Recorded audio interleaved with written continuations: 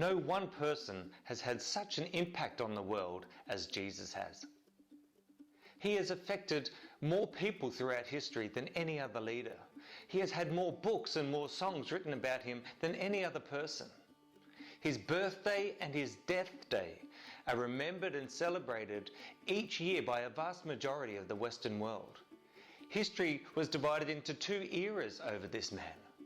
And today, more than 2 billion people worldwide claim to follow him, 2,000 years after he walked here on earth. No one has impacted the world quite like Jesus has. But unfortunately, the way that he has been framed, that is, the way that he has been communicated to us, has often been inaccurate and certainly far from helpful. So the aim of this video series is to help us strip things back and discover who was the real Jesus. My name is Brendan Mayrink and I'm the pastor of Calvary Church Ballina here in County Mayo. I've been living here in Ireland, in Ballina for the last 10 years. As you can hear from my accent, I'm not from here, I'm from Australia. I'm from Melbourne originally.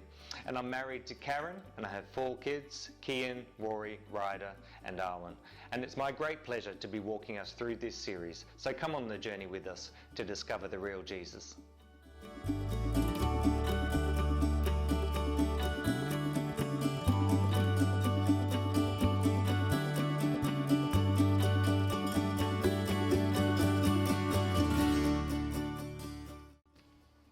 So why the title, Reframing the Revolutionary?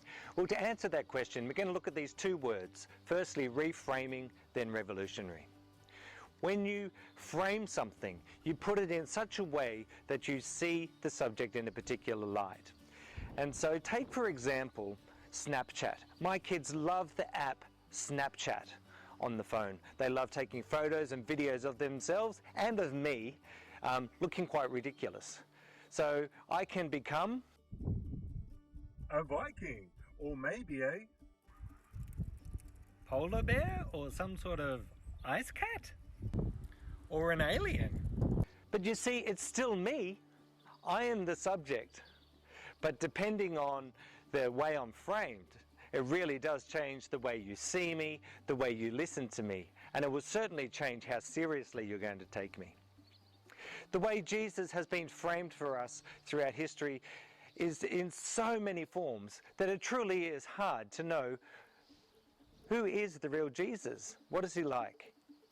And maybe for you, when we talk about Jesus, you think maybe about a guru type of Jesus, maybe one with long flowing hair and a beard, maybe with bright robes, or like a Hare Krishna sort of guru. Maybe someone like the Dalai Lama, who imparts sage words and wisdom for living. And maybe to that sort of guru Jesus you would say, well, he might have some good things to say. If I can be bothered, I'll listen to some things, and maybe I'll just ignore some of the other things as well. Or maybe for you, when you think about Jesus, you think about the religious Jesus, the Jesus of statues and of paintings. Often with curly long hair, maybe a beard, sometimes blonde hair and white skin, sometimes dark. He'll often have a halo and with a glowing heart, a red burning heart, and sometimes with beams of light shining out from him. Maybe that's the sort of Jesus you think of, the religious Jesus. And maybe you think that Jesus is maybe a bit weak or a bit tame. What do you think of that sort of Jesus? Or maybe when you think about Jesus, you think about a showman.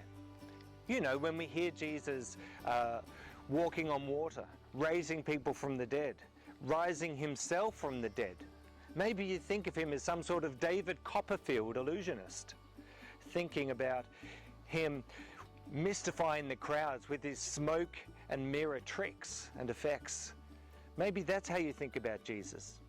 And so to that sort of Jesus, you might think, I don't know what's real and what's not. I'm not sure what to believe, therefore I don't quite trust that Jesus. Well, none of these pictures are really that helpful for us in understanding what the real Jesus is like. To be able to do that, we have to go past all of these pictures that we might have been presented with and go back to the primary sources. So why the word revolutionary? Why would you describe Jesus as a revolutionary?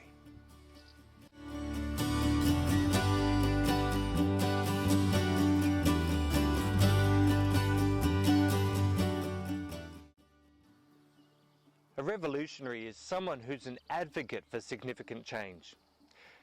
Often we think about it socially or politically, and it might bring to mind people like Che Guevara, the Argentinian who brought about significant change of government in Cuba.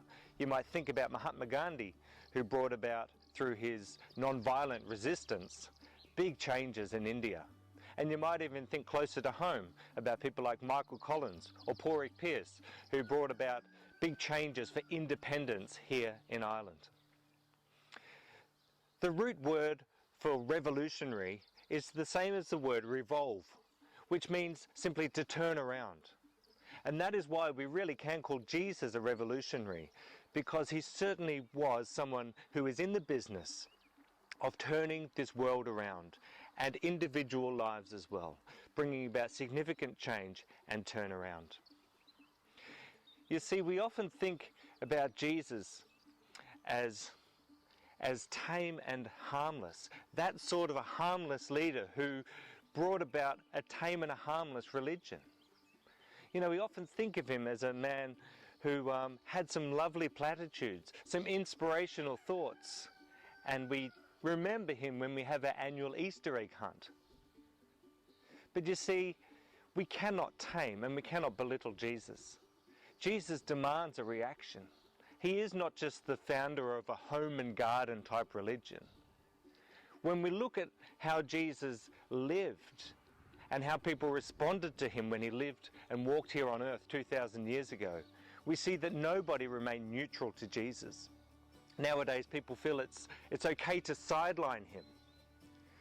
But in Jesus' day when he was here on earth, nobody felt neutral towards him. People either hated him and wanted to see him killed, or they loved him and were devoted to him and wanted to follow him.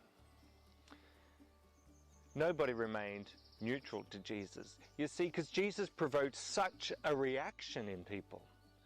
Jesus surprised people all the time by the radical things that he said and that he did. He really was a revolutionary. Even his disciples, his closest friends and companions, really struggled to get a grip on what Jesus was like. He is not weak. Jesus is not tame. We cannot belittle him. And he is certainly not safe.